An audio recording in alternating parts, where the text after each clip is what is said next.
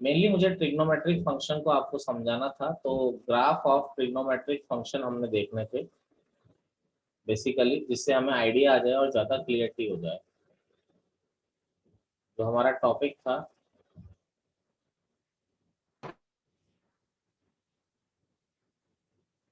Graph of trigonometric function. तो देखिए सबसे पहला ग्राफ जो है हमारा y is equal to sine x, समझिएगा पूरा +1 काम आएगा, पूरा +2 काम आएगा हर किसी के। देखिए किसी भी कोई ग्राफ को बनाने का तरीका क्या होता है, 9th-10th में हम जो प्रोसेस सीखते हैं, आप कैसे बनाते हैं इस ग्राफ को। तो x की वैल्यूज रखते हैं सबसे पहले 1 2, तो x की वैल्यू रखी, उसके रेस्पेक्ट में y की वैल्यू आती है, फिर दोनों को हम लोग इस तरह से कर देते हैं, फिर दोनों को मिला देते हैं तो ग्राफ आ जाता है। तो यहाँ भी ग्राफ को बनाने का तरीका, आपका बेसिक तरीका वही है कि सबसे पहले हम पॉइंट्स बनाते हैं, ठीक है। अब देखिए सबसे पहले सर यस बोलिए। सर ये फंक्शंस वाले चैप्टर में ग्राफ भी आएगा इसका या नहीं? ग्राफ से क्या होगा पूरा भाई, फंक्शन चैप्टर का मतलब क्या है, आपको डिफरेंट जितने भी फंक्शन है सबको समझना है, ठीक है। तो जैसे मैंने आपको लॉग फंक्शन समझाया, एक्सपोनेंशियल समझाया, ये सब समझाया, तो ऐसे ट्रिग्नोमेट्रिक फंक्शन समझने के लिए हम ग्राफ देख रहे हैं उसका, ठीक है ना। ठीक लेकिन ग्राफ देखने के लिए हमें पहले उसकी जरूरत थी वैल्यू निकालने की, इसलिए मैंने आपको पहले वैल्यू निकालना सिखाया। तो वैल्यू निकालना हमारा बेकार नहीं गया है, बेकार इसलिए नहीं गया क्योंकि हमें अगले चैप्टर में उसकी जरूरत तो पड़नी थी, तो मैंने पहले बता दिया उसको। देखिए अभी नोट नहीं करना है।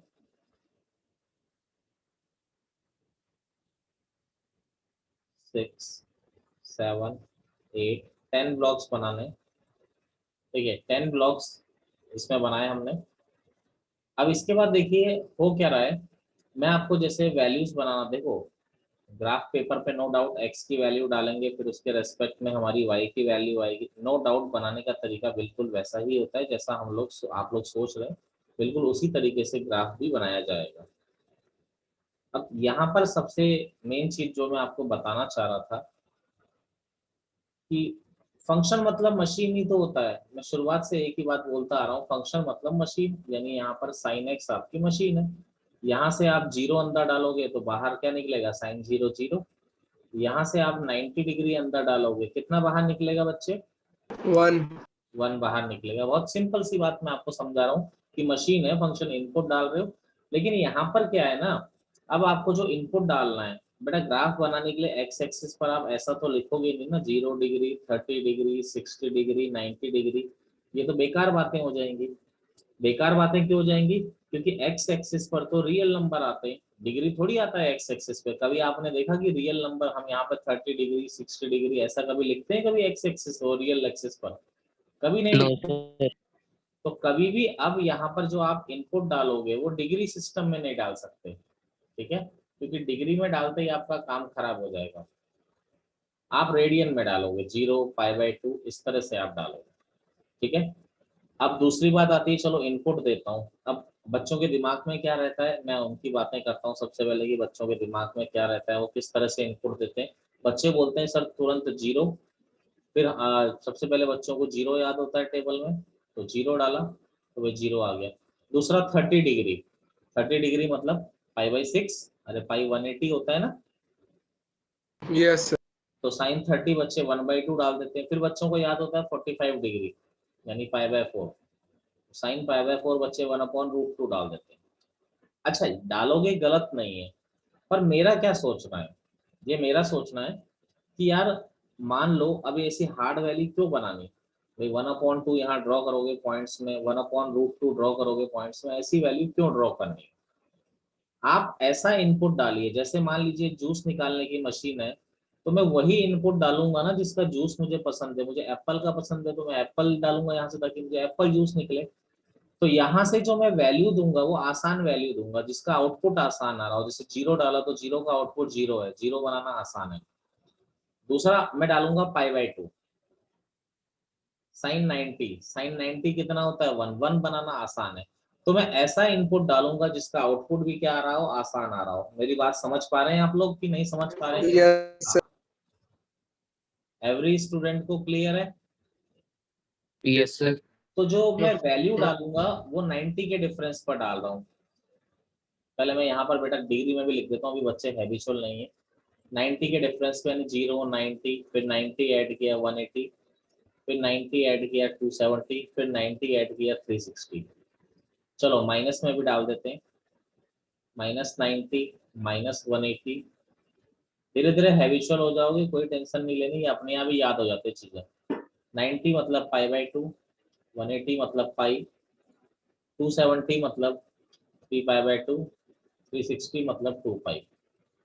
माइनस में लिया तो -π/2 माइनस पाई, -3π/2 -2 पाई। क्लियर है मेरी बात? ये सब यहाँ तक किसी को कोई समस्या है तो वो बच्चा बता दे कि सर मुझे यहाँ पर तक दिक्कत है कोई, तो मैं उसके बारे में बात करूँ। बताइए। No sir. एनीवन? तो देखिए अब यहाँ प्लॉट करते हैं 0। अब आप बोलोगे पाई वाला क्यों प्लॉट कर सकते हैं सर जब डिग्री नहीं प्लॉट कर सकते? बेटा पाई का एक और वैल्यू भी होता है रियल नंबर में, 3.14 होता है ना, तो इसलिए इसको हम प्लॉट कर सकते हैं। यहाँ पर माइनस वाली वैल्यू डाली, -π/2 पाई -3π/2 -2 पाई। आराम से देखो, कोई टेंशन वाला काम नहीं है। अब मैं आपको एक शॉर्टकट सिखा रहा हूँ। शॉर्टकट इन द सेंस की प्रोसेस तो आपको पता ही है, हायर एंगल कैसे निकालते हैं। एक बात ध्यान रखना हमेशा, पाई से जब भी इंटीजर मल्टीप्लाई हो जाता है, मैंने क्या वर्ड बोला? पाई से जब भी इंटीजर मल्टीप्लाई होगा साइन में, उसकी वैल्यू 0 होगी। यानी कि आप बोलोगे सर साइन पाई की 0 होगी, मैंने बोला बिल्कुल 0 होगी, क्योंकि पाई से 1 मल्टीप्लाई हो रहा है। क्या साइन 2 पाई की 0 होगी? मैंने बोला बिल्कुल 0 होगी, पाई से इंटीजर है। क्या साइन 100 पाई की 0 होगी? बिल्कुल 0 होगी। क्या साइन 4 पाई की 0? पाई से जब भी इंटीजर मल्टीप्लाई होगा साइन में, उसका वैल्यू हमेशा क्या लिया जाएगा? 0 लिया जाएगा। ठीक है। बाकी निकालना आपको आता ही है, 180 कैसे निकालते हो? 90 + 90 करके निकालते हैं ना हम लोग। इसको थोड़ा इज्जतदार ढंग से लिख देते हैं भाई। इंटीजर, मैंने इंटीजर को n से रिप्रेजेंट कर दिया, और यहाँ पर साइड में ये जरूर लिख दिया कि n किसको बिलोंग कर रहा है? बेटा इंटीजर को बिलोंग कर रहा है। समझ गए हो मेरी बात? नहीं समझे हो? यस समझ गए सर। चलिए अब बेटा देखो, 0 डाला तो 0 आएगा, π/2 मतलब 90, 90 पे 1 आ जाएगा। बेटा निकालना तो जानते हो ना, 180 कैसे निकालोगे? 90 + 90 करके, समझ रहे हो? Yes sir yes. और वैसे भी पाई से इंटीजर मल्टीप्लाई हो रहा है तो 0 है, यहाँ पाई से इंटीजर मल्टीप्लाई है तो 0। यहाँ पाई से -1 मल्टीप्लाई है, -1 भी तो इंटीजर होता है। यहाँ पाई से -2 देखो 0 ही आना है, वो तो मैंने डायरेक्ट ही बता दिया आपको। बेटा साइन 270 3π/2 कैसे निकालोगे? 180 + 90 करके। Yes sir. यस सर -1 बिल्कुल निकाल सकते हो ना सब लोग? Yes sir. देखो वैसे भी हम जानते हैं साइन -x होता है माइनस साइन x। अगर 90 पे 1 आ रहा है तो -90 पे -1 आएगा। अगर 270 पे 3π/2 पे -1 आ रहा है तो -3π/2 पे क्या आएगा? +1 आएगा। तो -1 कैसे आया? π/2 पे 1 आ रहा है ना, यहाँ मैंने एक फॉर्मूला बताया, sine -x = minus sine x होता है। तो π/2 पे 1 है, तो आप एक काम करिए, आप पूरा निकालिए। साइन -π/2 माइनस बाहर आ जाता है साइन में, अरे आ जाता है ना। यस सर साइन 91, तो अब तो -1 आ गया। मैंने आपको डायरेक्ट शॉर्टकट से बता दिया कि साइन में माइनस अंदर हो तो बाहर लगा दो, यानी π/2 पे 1 है तो -π/2 पे माइनस बाहर लगा दिया, -1 हो गया। मैंने डायरेक्ट एक चीज बता दी आपको, इतना नोट करिए, फिर मैं बनवाता हूँ। देखिए इसका ग्राफ बनाते हैं। तो 0 पर 0 आ रहा है, प्लॉट कर रहा हूं मैं। π/2 पर 1 आ रहा है, पाई पर 0 आ रहा है, 3π/2 पे -1 आ रहा है, 2 पाई पे 0, -π/2 पे -1 आ रहा है, -पाई पे 0 आ रहा है, -3π/2 पे आपका +1 आ रहा है, -2 पाई पे 0 आ रहा है। अब देखिए इनको अगर हम लोग प्लॉट करते हैं तो इनको मिलाया तो देखिए इस तरह से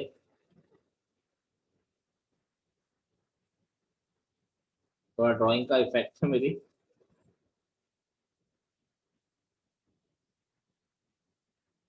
इस तरह से ग्राफ आता है। ऐसे पहाड़ नहीं बनाने, आप सोचेंगे पहाड़ बनाते हैं, ऐसे नहीं, सिंपल वेवी फॉर्म में बनाना पड़ता है, कर्व फॉर्म में।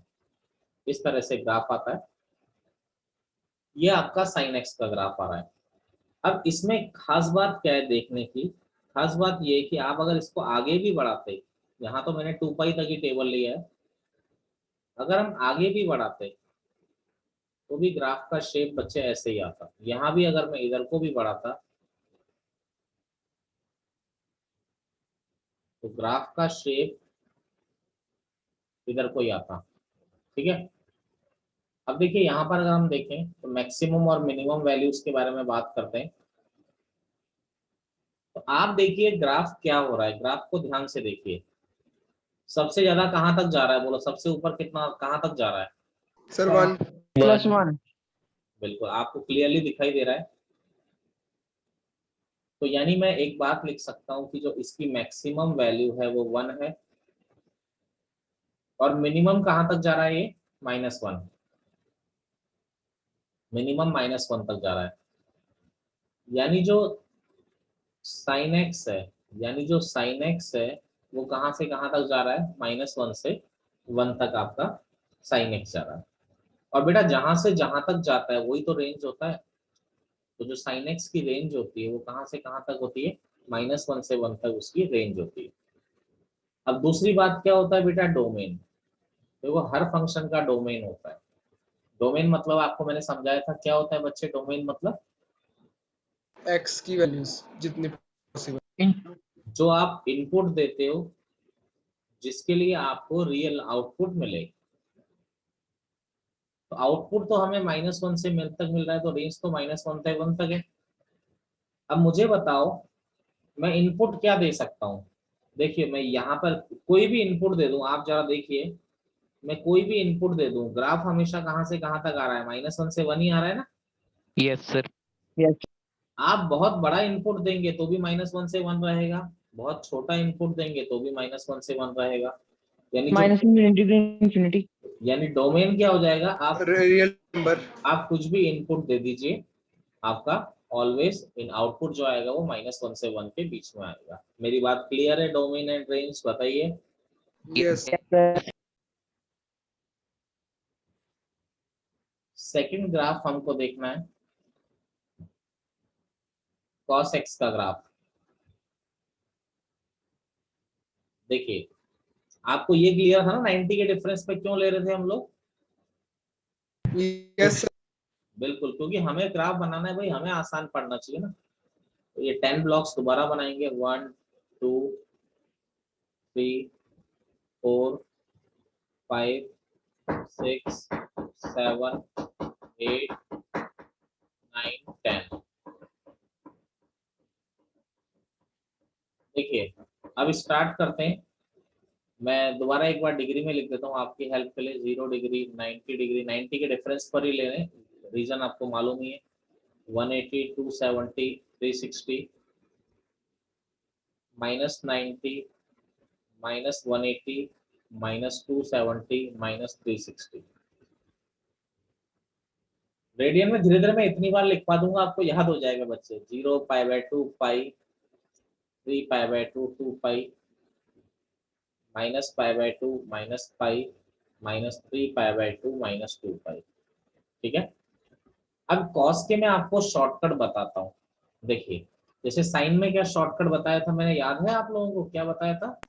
यस सर n पाई का हो जाएगा हमेशा 0। हाँ, पाई से जब भी इंटीजर मल्टीप्लाई होगा तो उसकी वैल्यू क्या हो जाती है, 0 हो जाती है। भले ही कोई साइन 101 पाई करे, आप निश्चिंत होकर 0 लिख दीजिए, कभी गलत नहीं हो सकता। कॉस के शॉर्टकट क्या होते हैं, देखिए कॉस का पहला शॉर्टकट हमारा है कि अगर पाई से इवन नंबर मल्टीप्लाई हो जाए, वैल्यूज ऑलवेज +1 लिख दो बिना डरे। ठीक है। यानी जैसे कहीं पे cos 2 पाई 360 डिग्री निकालने की जरूरत ही नहीं, 1 आएगा।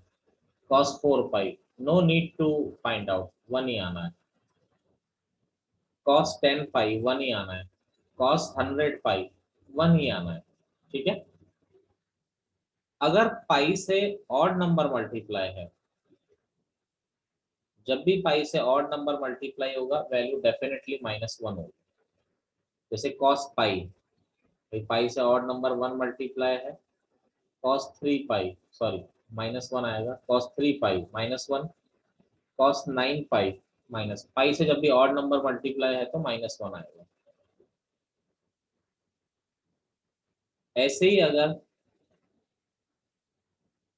π/2 से ऑड नंबर मल्टीप्लाई है तो आपका क्या आएगा, 0 आएगा। कंफर्म है ये सारे रिजल्ट, यानी π/2 से ऑड नंबर मल्टीप्लाई है, जैसे cos π/2, बेटा π/2 से 1 ही तो मल्टीप्लाई है, cos 3 π/2 से ऑड नंबर मल्टीप्लाई डेफिनेटली 0 होंगे। अब थोड़ा स्टैंडर्डाइज फॉर्म में लिख दें, ये तो हमने अपनी लोकल लैंग्वेज में लिख दिए। बेटा इवन नंबर को कैसे रिप्रेजेंट करते हैं, एक बात समझिएगा, ये जो चीजें आप सीखते जा रहे हो ये हमेशा आपके काम आएंगी।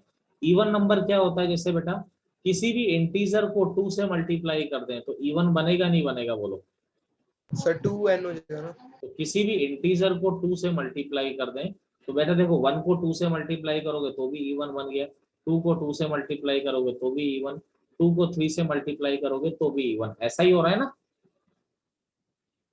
2 से मैंने n को मल्टीप्लाई कर दिया और यहाँ पर ये लिख दिया कि n किसको बिलोंग कर रहा है, आपका इंटीजर को बिलोंग कर रहा है। मेरी बात समझे नहीं समझे बच्चा पार्टी, बोलो। Yes sir. Yes, अब दूसरा, बेटा इवन नंबर को अगर तुम 2n से रिप्रेजेंट करते हो तो इवन नंबर में अगर कोई भी इवन नंबर है, कोई भी इवन नंबर है उसमें अगर मैं 1 ऐड कर दूं तो कैसा नंबर बन जाएगा, बोलो ऑड बनेगा नहीं बनेगा। अरे यस सर। 6 अगर इवन नंबर है इसमें 1 ऐड कर दूंगा तो ऑड बन जाएगा नहीं बन जाएगा, बनेगा। yes sir 2n plus 1 2n अगर ऑड नंबर है, 2n अगर ऑड नंबर है तो इसमें हम 1 ऐड कर देते हैं तो ये इवन बन, सॉरी इवन 2n अगर इवन नंबर है इसमें, चलिए समझ गए हो। yes sir अच्छा π/2 इंटू ऑड नंबर तो अभी अभी हमने लिखा है, कैसे रिप्रेजेंट करते हैं हम, 2n + 1 से, समझ रहे हो ना। cos π/2 इंटू ऑड नंबर क्या हो जाएगा, 0 हो जाएगा, क्लियर।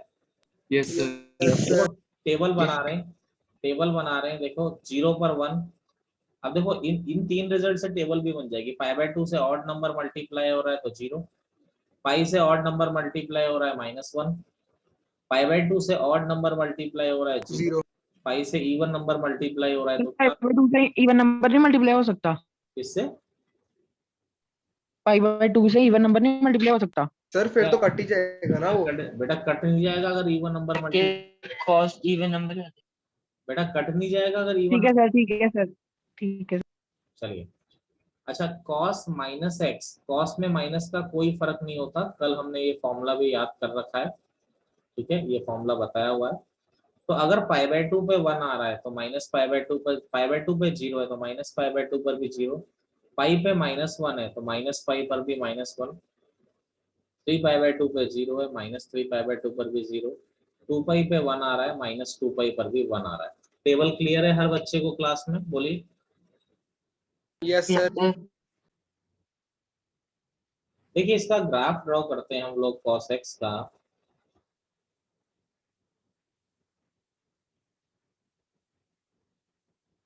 तो x और y 0, ये π/2 पाई,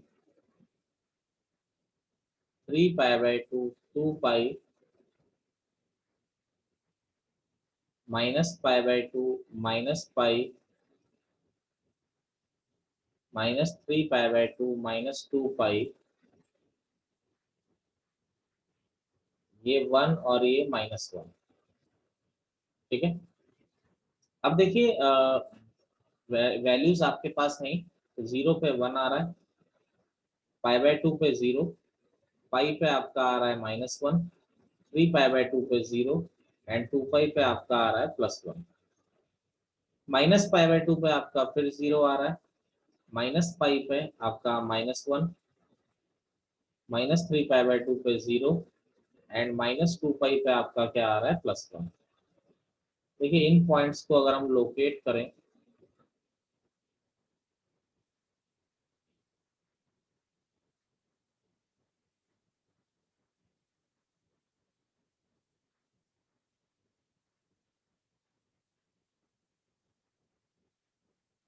तो ये कॉस का ग्राफ आ गया। वो तो चलिए हमने आगे पॉइंट नहीं लिए बच्चे, अगर हम आगे पॉइंट लेते तो शेप में कोई फर्क नहीं पड़ता है ग्राफ के, ये बात हमेशा ध्यान रखिएगा।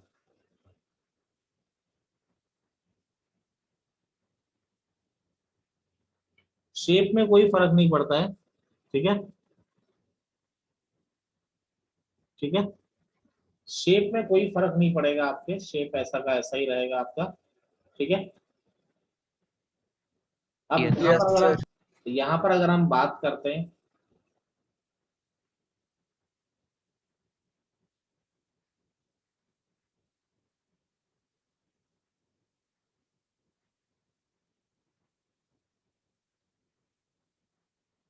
यहाँ पर अगर हम बात करते हैं, आप जरा ध्यान दीजिए, मुझे बताइए मैक्सिमम कहाँ तक जा रहा है बच्चे ये?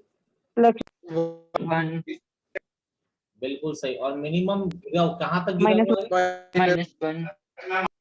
तो बेटा आप देखिए cos x भी -1 से 1 तक जा रहा है, यानी जो जहां से जा तक है वही तो उसकी रेंज होती है।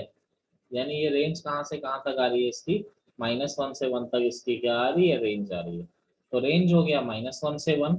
अगर हमसे कोई बात करता है बच्चे डोमेन, अच्छा डोमेन क्या होता है? डोमेन मतलब क्या होता है भाई? इनपुट यानी x की वैल्यू, यानी x एक्सिस, डोमेन मतलब x एक्सिस पर जो वैल्यू, भाई आप कुछ भी ले लो, देखो आप कुछ भी लो, x एक्सिस की कोई भी वैल्यू लो, वैल्यू -1 से 1, रियल नंबर। भाई हमेशा आउटपुट तो रियल ही मिल रहा है ना आपको। आप इनपुट कुछ भी लीजिए, आउटपुट तो रियल ही मिल रहा है।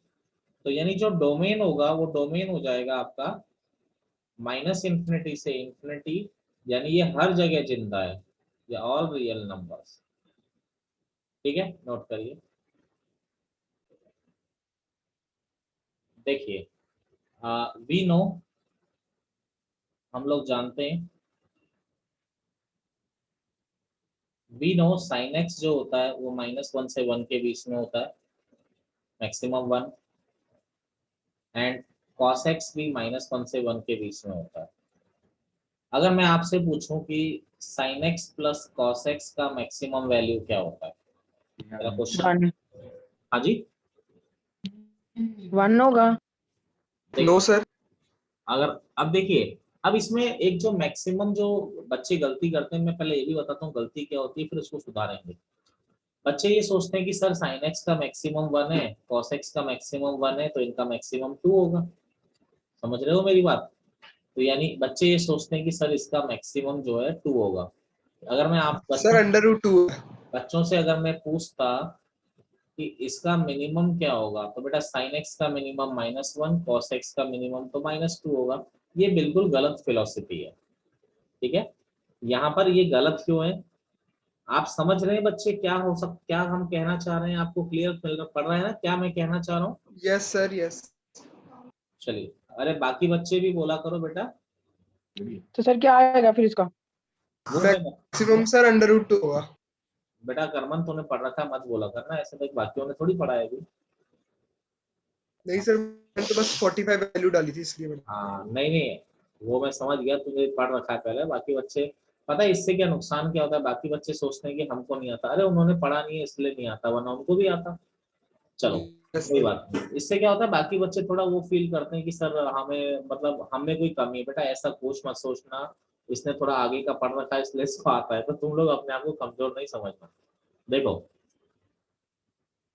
जैसे मैं आपको पहले तो मैं समझाता हूँ ऐसा ऐसी बात हो ही क्यों रही है, ठीक है, ऐसा हो क्यों रहा है। देखो साइन का ग्राफ ऐसा था, ये 0, ये पाई, ये 2 पाई, ये पाई/2 था, ये 3 पाई/2 था, ठीक है, और यहाँ पर -पाई/2। मैं आपको अभी क्लियर कर देता हूँ बेटा 2 मिनट में। जैसे कॉस का ग्राफ होता है, कॉस का ग्राफ ऐसा मैंने बनाया था, देखिए 0, पाई/2, पाई, 3 पाई/2, 2 पाई। अब बेटा देखो दोनों का भी 1 नहीं ले रहे, आप जरा ध्यान दो, आप जरा ध्यान दो, साइन 0 पे क्या कर रहा है? साइन 0 पे क्या कर रहा है? 0 ले रहा है, अरे बोलो Yes sir. यस बेटा। बाकी बच्चे भी इंटरेस्ट लिया करो थोड़ा, पाई पे साइन क्या ले रहा है? 0 यस ले रहा है।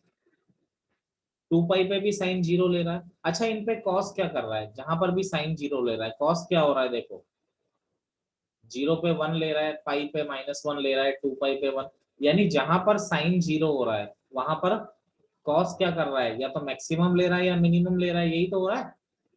यस आप देखो ऐसा ही हो रहा है, यानी कि दोनों साथ में 1 नहीं ले सकते कभी। ऐसे ही देखिए जहां पर साइन 1 ले रहा है, जहां पर साइन 1 ले रहा है, साइन कहां पर 1 ले रहा है, π/2 पर 1 ले रहा है।